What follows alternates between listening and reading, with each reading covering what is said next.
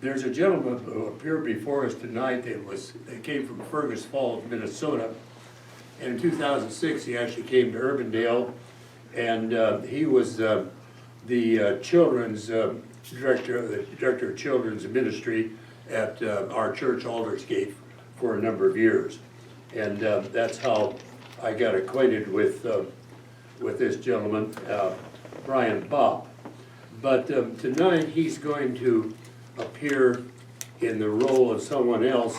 So I would like to, at this time, introduce you, ladies and gentlemen, to Governor William Bradford.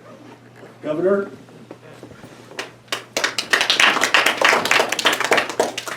Thank you.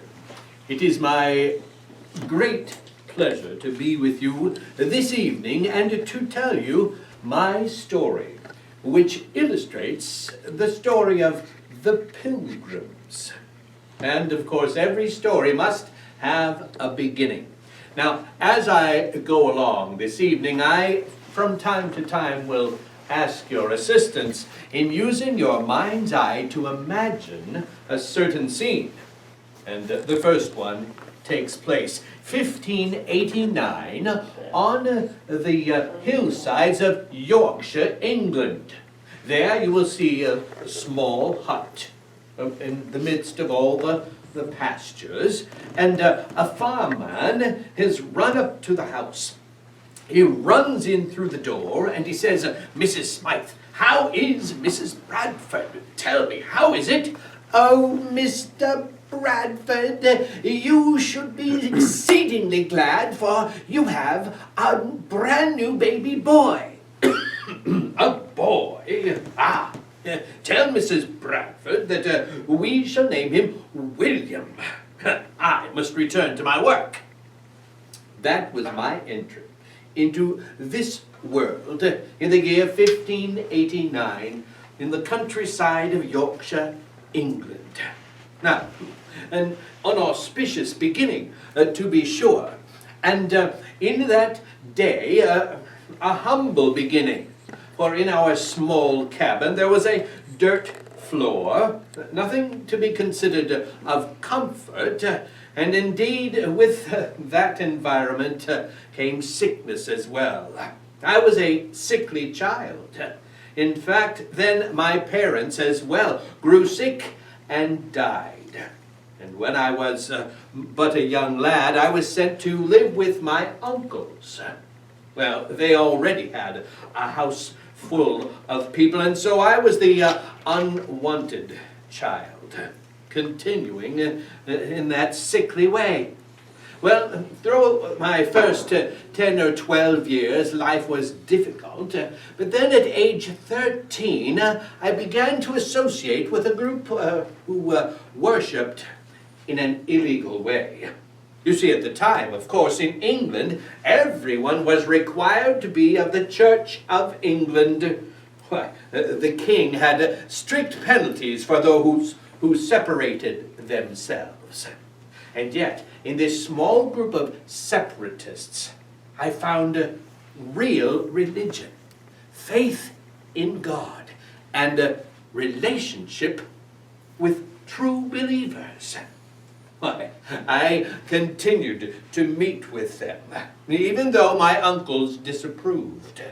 And before long, why, this group called the Separatists decided that it was no longer prudent for us to stay in England. And so, gathering our resources, we made plans to depart. I was but 13 at the time, and my dear friend William Brewster became my mentor, my teacher, a spiritual father to me. Well, our first attempt at departing was it somehow went wrong. For you see, we had planned to have our men go to the seashore and no, I'm getting my story mixed up. Our first attempt was this. We went and hired a captain. We got aboard his ship to take us from England over to Holland. And while we were there, on his ship, he turned us in to the English authorities. Imagine our sadness, our wailing, our cries. Well, that did not deter us, but continued to make us want to be elsewhere. And so our second attempt went in this fashion. We hired not an English captain, but a Dutch sea captain. And we had the men and the women separated. I was with the women and children, and we had were making our way to the ship behind the men who had already boarded. Why, imagine our dismay when the men on board ship heard the captain shout, "Sailors, hoist the sails, set off!" "Oh, but Captain, no, wait, our women and children are not here." "Aye, but see, look, the English authorities are coming again." Why, off they sailed. Imagine our chagrin as we saw that ship sail away without us. And we were then taken captive as well by the English authorities, who heard day after day the wails, the cries, the sadness of the women and children. And before long, we were set free to join our family. Now, when first we left England, we reached Amsterdam, which was a large city in that day. Our leaders, our spiritual leaders, did not feel this was the right place to raise our family, to plant our congregation. And so we made our way to Leyden, and there began to work. Now, as years passed, I became a maker of cloth. For you see, I had received some inheritance and bought a cloth-making machine. And there we would worship each Sunday. How well I recall it, when our pastor, Mr. Robinson, would preach from God's Word for 2, sometimes 3 hours. And then we would sing the old 100.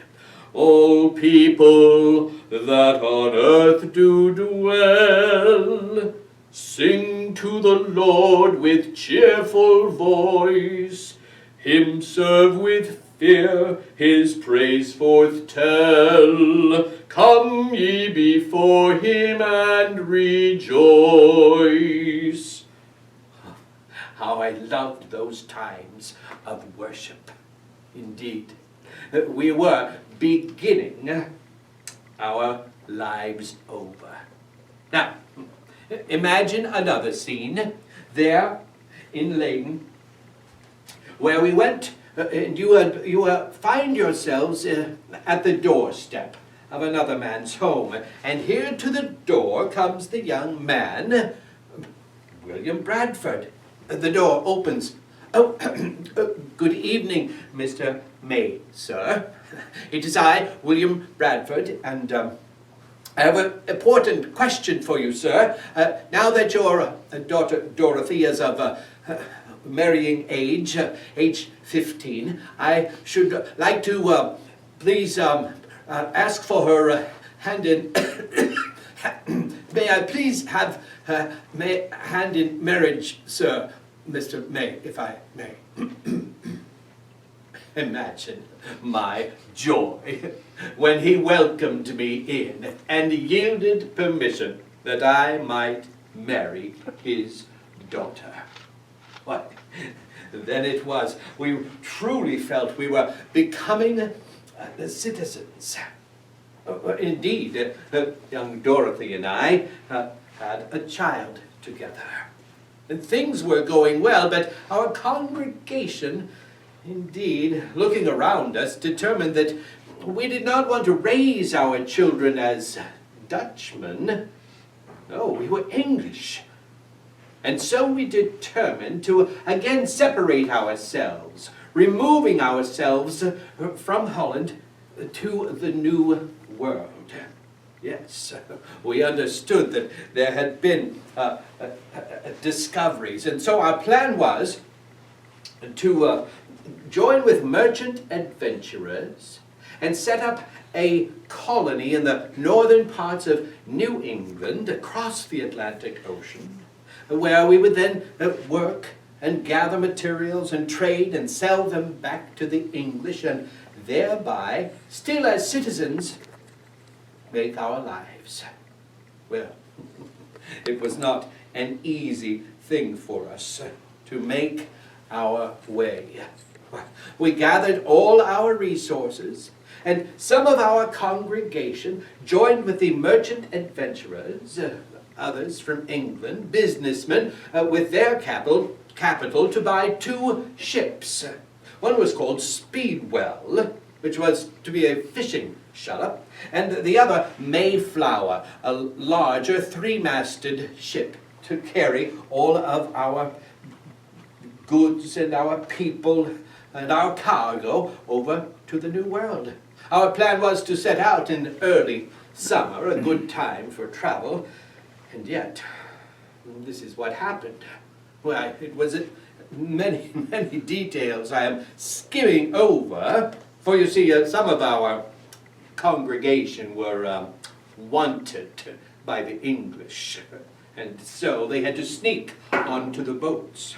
Well, our first departure, imagine Speedwell and Mayflower sailing out, when all of a sudden one captain hails the other to come alongside.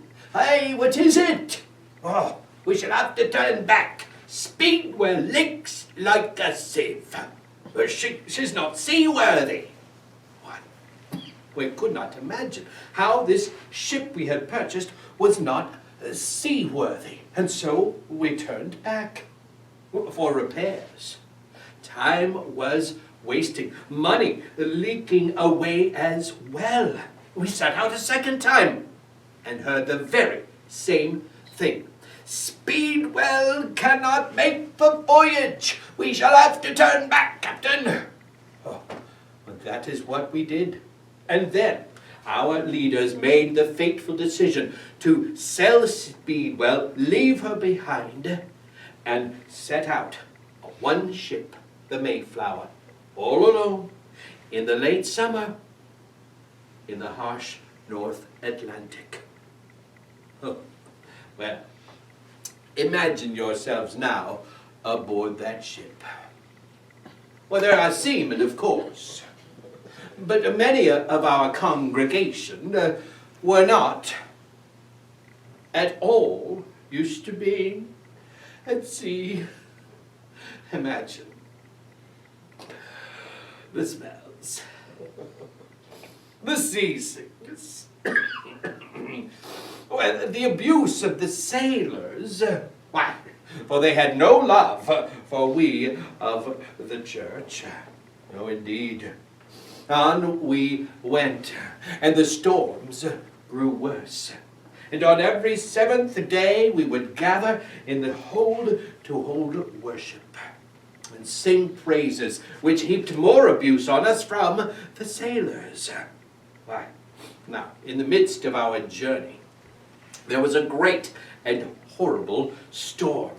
Now, all the uncomfort magnified times 10. People disgorging the contents of their stomach. Oh, it was difficult. The wetness and the cold and the noise. And in the midst of it, a giant beam began to crack. It couldn't hold the stress of the wind. Why, indeed, if it weren't for quick thinking by the Pilgrims, we may have found it entirely. But they placed a large iron screw under that beam and pushed it back into place, which saved the ship, and we continued. Oh, imagine, as the weeks went by, our weariness, our discomfort. Why, and then in another storm, why, one of the men couldn't stand it any longer.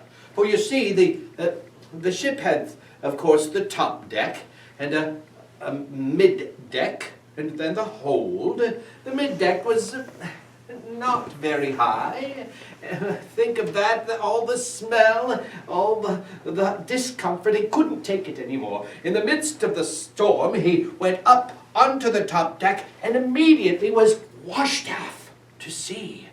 Thankfully for him, there was a rope trailing the ship, and he grabbed the rope, and the sailors pulled him back in like a giant wet fish.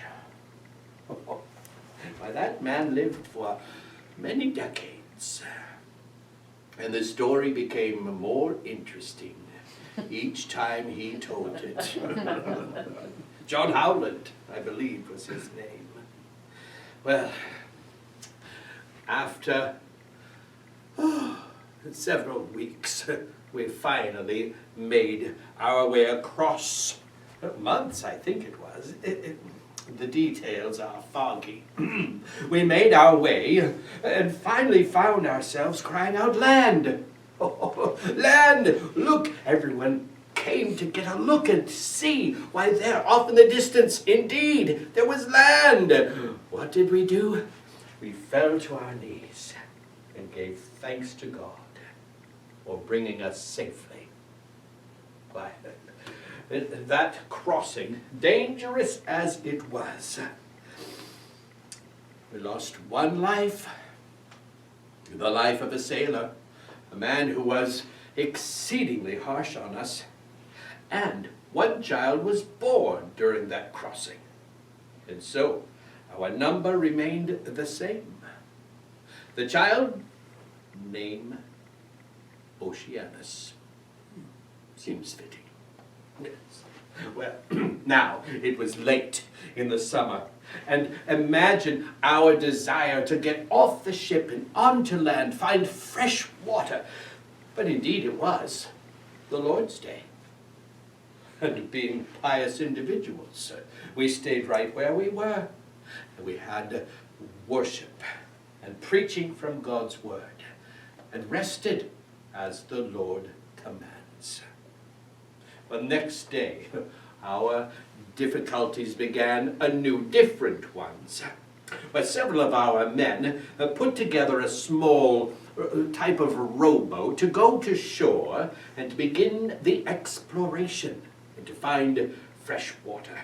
Why, they went about looking, searching, thinking they might find natives.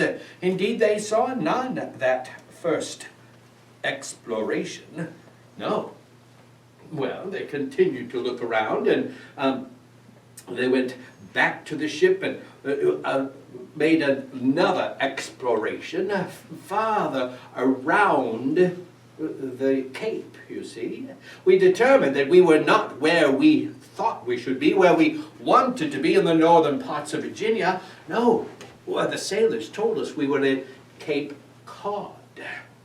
And so, we determined, before we settled anything, to make an agreement, realizing that we were outside the jurisdiction of our original agreement.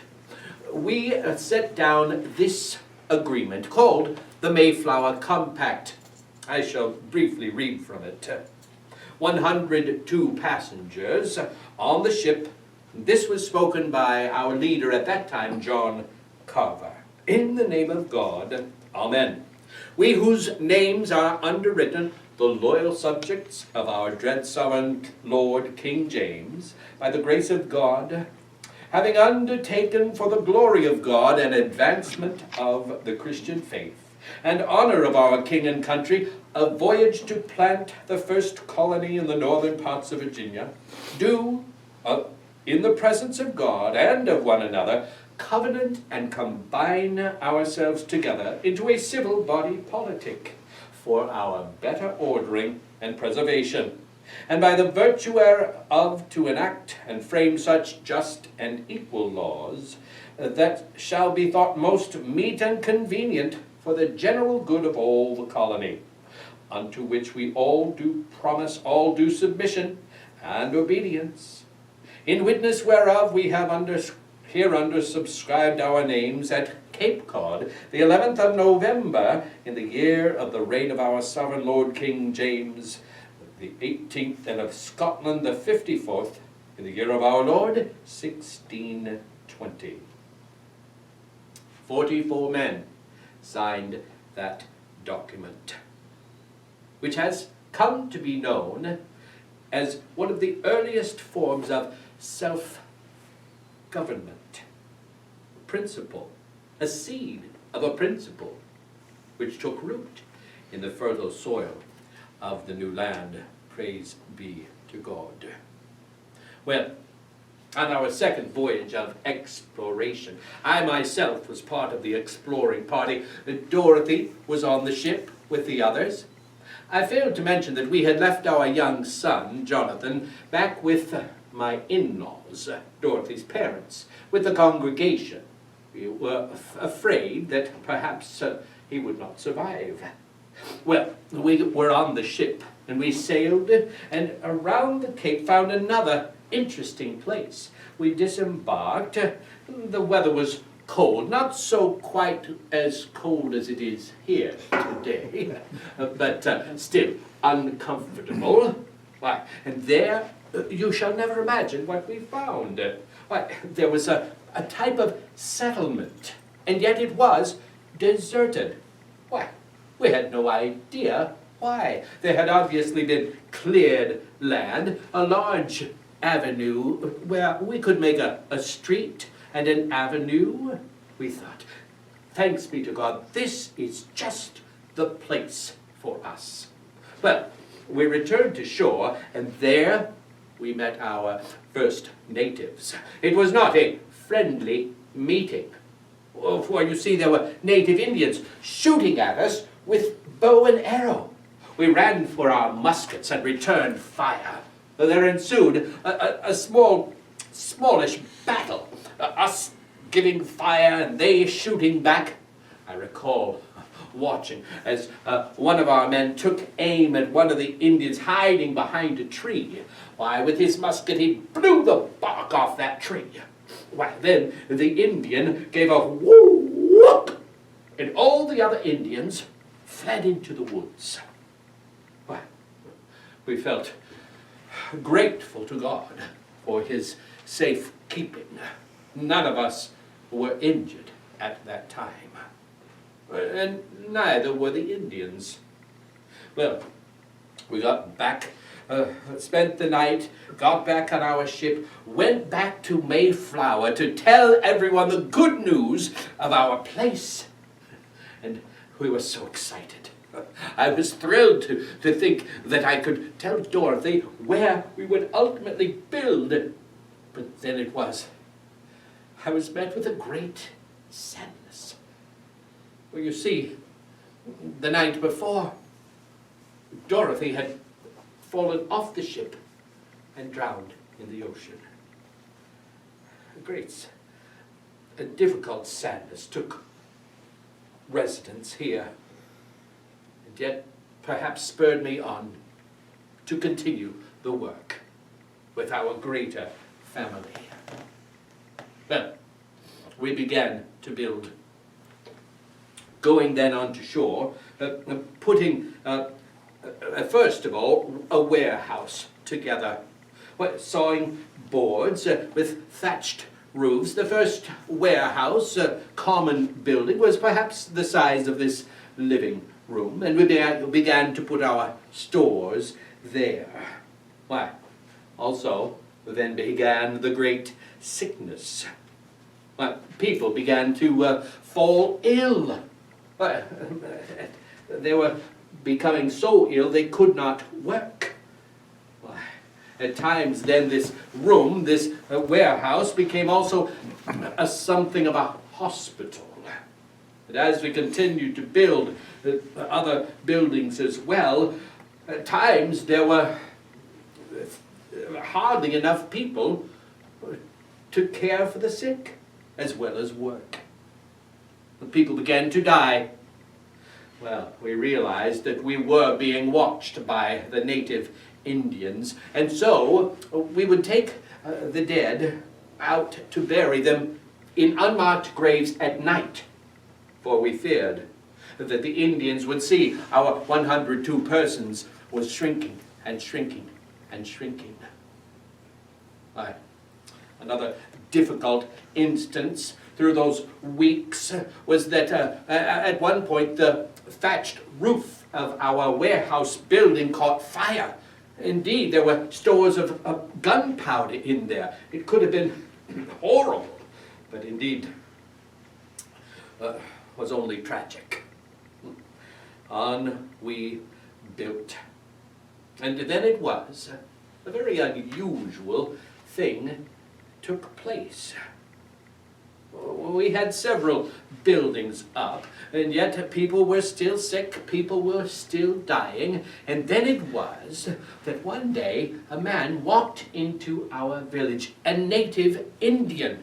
His name was Samoset. He walked into our village, not armed, not aggressive, but we ran for our muskets nonetheless. And that is when he said, "Welcome, I am Samoset." He spoke our language.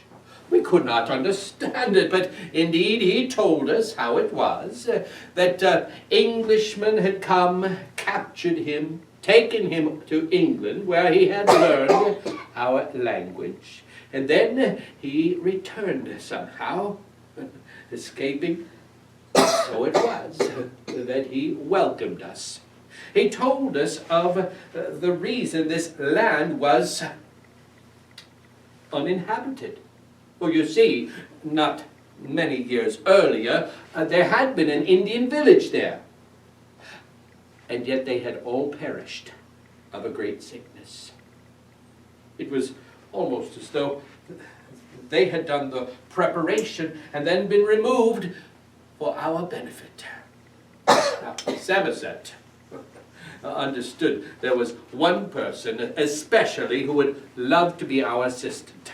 And so it was Samoset who introduced us to Squanto, one of those very villagers.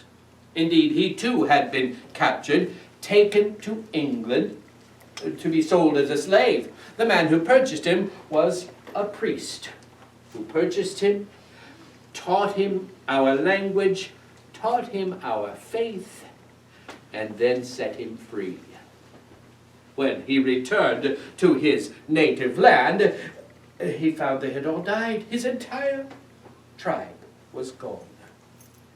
And so when he came to us, he was indeed our guide, our assistant, our friend. Well, our 102 persons that set out from England dwindled down to ultimately to 55 persons. Why, I believe there was no family that was untouched by death. And so many combined, many adopted, many came together. And we made it with Squanto's help through that, after that very difficult winter, through that spring and the summer, and ultimately to a harvest. Oh, how grateful we were to finally see some fruits of our labor. Then it was that, well, I must tell you, I was governor by that time, at the ripe old age of 31. Oh, not by my own choice or a vote, but simply because our original governor, John Carver, had died in the great sickness. His body lay beneath the earth, and so I was appointed to become Governor William Bradford, governor of Plymouth Plantation. Well, when finally we had a wonderful harvest, I declared that there should be a feast of Thanksgiving, and that we should invite our neighbors, Chief Massasoit and the Wampanoag Indians. For you see, through the summer, we had learned that there was a neighboring Indian tribe, and we had communicated with them that we would be at peace with them, and they should be at peace with us, that we would watch out for one another. And that treaty of peace maintained for 4 decades under my leadership and that of Chief Massasoit. Well, we wanted our neighbors to come and celebrate with us. And so imagine, as we prepared our wild turkeys and peas and parsnips and other things, imagine, here come the Indians. Well, Chief Massasoit walking first, all of them single file, with 90 braves behind him. Thankfully, they did not come empty-handed, for you see, they brought 6 venison for us to roast, 6 deer. And so our feasting lasted not 1 meal, not 1 day, but 3 days of feasting and games and good relationships.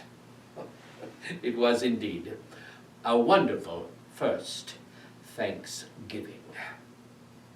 Now, I, in a few minutes, would be glad to entertain some questions from you. I'm sure that I have missed some details, but in that feast of Thanksgiving, we knelt and gave thanks to God, our Creator.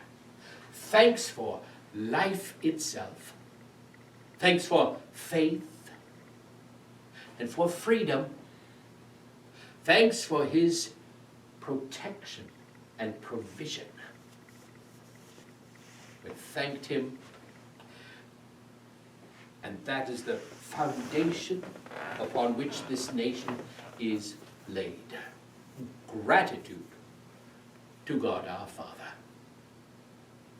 Now, my story, you see, illustrates the entire purpose of the separation, the freedom of religion, and the birth of this nation. And so, when you come to Thanksgiving time, perhaps you will remember Governor William Bradford, or perhaps read my book. It is called Of Plymouth Plantation, and gives many interesting details, such as a list of furniture that a certain family had. Well, all through the years, the various people who came, the people who died, people who married, many such details that I'm sure you would find fascinating. Now, one other thing before I take your questions. You will recall that my wife Dorothy passed tragically. And it was, I believe, in the second ship after our Mayflower had sailed away and returned back with more adventurers, one of which was a widow lady named Alice Southworth, who brought her children as well. But Mrs. Southworth and I later married in a civil ceremony, and our governor's mansion, which was about the size of this room from the door to the wall, held, I believe, 9 individuals. Mrs. Southworth, my son Jonathan, her children as well, at least 2 adoptees. Yeah. Again, the details are fuzzy, but 9 in a room like that was our governor's mansion. And indeed, if you go to Plymouth in Massachusetts this day, you will find a recreation of our settlement, Plymouth Plantation. Our treaty with the Indians was well kept. Our peaceful association lasted as long as I was governor, and Massasoit was chief, sadly dissolved when the reins of leadership passed on to others. Now, perhaps a few questions. Anything curious you might like to know about? Anything at all? your feet. Yes. Are you Is asking? there a left and right? Yes, these are authentic looking boots from the Goodwill.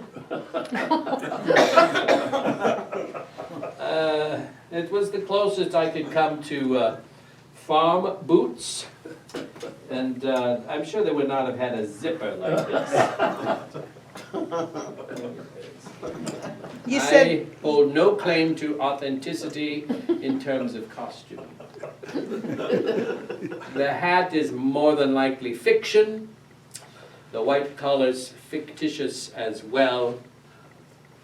They were normal farm people, and their existence was not entirely crude. They brought furniture with them. They understood fine furniture and clothing as well, but they did live simply and piously. Interestingly as well, they, beyond the warehouse and then individual homes, at the top of the hill they had a fort, and that is where they went each Sunday to hold religious services, on top of the hill in the fort.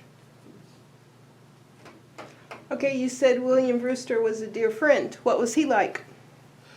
He was a spiritual man of God who embraced me into his family, gave me the kind of love that I, of course, did not have from my parents who were deceased, and my uncles who thought of me as a burden, but he welcomed me into his family, taught me the scriptures, introduced me to Christ. So my grandpa was a very nice man. That's your grandpa? Yes, that's my Mayflower connection, yes. Oh. Great, great. Has to be more. Seventh. Seventh, yes. Has to be more. From the research that I did, yes. A very nice man. And brave, Yes. very brave. He was the one who had to sneak onto the boat, you see, because he had written religious pamphlets that were against the Church of England, and so King wanted his head, but he was sneaky and got on the boat. He had been in jail there, Mm. and so he got out and made a beeline. Yes. Okay, so I've understood from the research and having been on the Mayflower too, the Pilgrims were not allowed on deck during the sail across. They had to stay below deck. Mm-hmm. So that was probably why they were a little more sick than if they'd been allowed up on deck. Yes, yes, no fresh air, no privacy, So no toilet facilities. no toilets. A bucket. And I was telling except for her, a I bucket. bought a book that's Lifetime, or you get it at Target, but it was The Pilgrims. Have you seen that? I should have brought it. It's fantastic. You would love it. Yes, I And would love to see it's that. the whole history. Mhm. Um, It's really well researched and well Yes. detailed, and I have Yes. spoken for the Mayflower, descendants of the Mayflower Society here in town. yeah. I can't, it wasn't too long ago, but it's very interesting how they all trace and sort of, they trace their lineage back to people on the Mayflower, and some of them have multiple connections Right. that they can verify, and it's really quite interesting. Now, they would be the ones to have precise information. I'm kind of faking it. Well, I don't But you mind get the loaning idea. you my book if you'd like to look at it Oh, or read it. It's very interesting, you know. And yes, it's just all about the Pilgrims, their whole history. it's really remarkable. People get the Pilgrims and the Puritans mixed up. Right. Um, Well, and they were talking about that in the Separist, and and the Puritans, and then when Linda and I did a trip we saw Jamestown and Yorktown, which was different things, but here again, there's just so much history out there. Yep, yep. It's really interesting. And then when they actually saw, I don't know if it was on Aerial America or something that's on the Smithsonian Channel, it shows the actual Plymouth Rock. And it's just this little rock encased in the thing. Here's this little rock. Yeah, yeah. Someone said it's surrounded by snow fence. I Yes, it's actually in a gazebo. Yeah, and it's on enclosure, Oh, but it's is much it? smaller.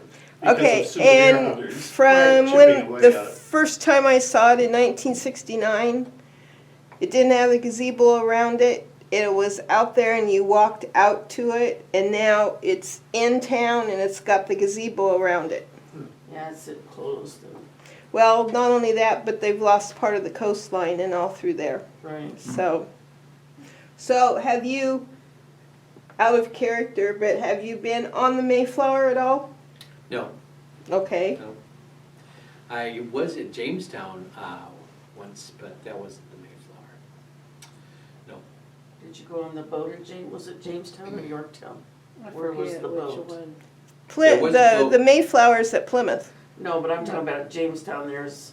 Yeah, there there's was a boat there. Yeah. I I have couldn't a remember if really, it was Yorktown or Jamestown, but, because they're right next, but we went on the boat and there was guys in character and it was Yeah. very interesting. When you actually see how small the Right. boat really Yeah. was.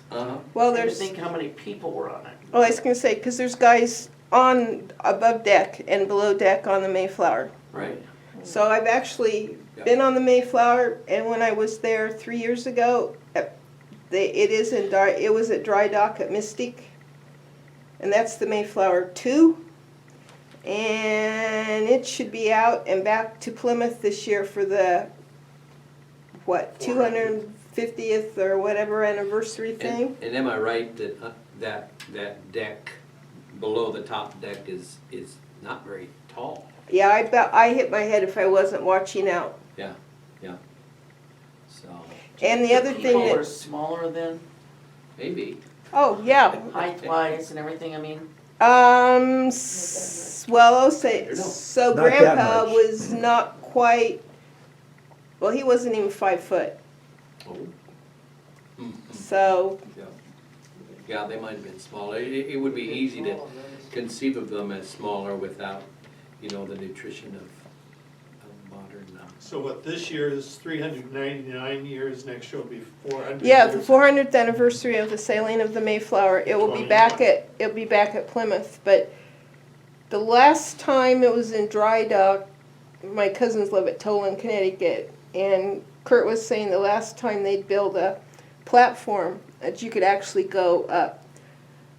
Now, this is the fun part that we can all appreciate. First time I was at Mystique, which is the seaport where they do make the ships, and it's a regular shipbuilding. Okay, it was all the buildings and they'd sail the ships in and they could, big, huge buildings like Betts Auditorium, the Well, all of that now. Okay, so they still have some of those, but the Mayflower 2 is actually underneath what I said it looked like. That's farm field. That's something that a farmer would build with like a tarp, but it's actually the plastic like they have for some of their buildings, outbuildings now where they store the hay and all. That's what the Mayflower 2 was under. They didn't build the platform around it this time because of all of the work that was going on, and it was not conclusive to having people go around. But you could see the front and the back. But the fun part, while I was standing there with my cousin, we were looking and talking about it, and 2 couples come up. And the men were looking and they were talking, and both of the men said, "Well, I didn't realize there was as much ship underwater as there was above water." And Thank you for sharing. We can continue our conversation Yes, we've kept around the covered coffee on table and. And I would like to believe that perhaps one of your Mayflower people brought along that coin we passed around tonight. Do you suppose that's Well, possible? maybe so, yeah. it was- Be careful, I want that back. That's right. Just in case. Maryland's guarding it. Right, yeah, 1620. Yeah. That's been We really have cheap. some refreshments out here, No, it isn't. There's some coffee. coffee.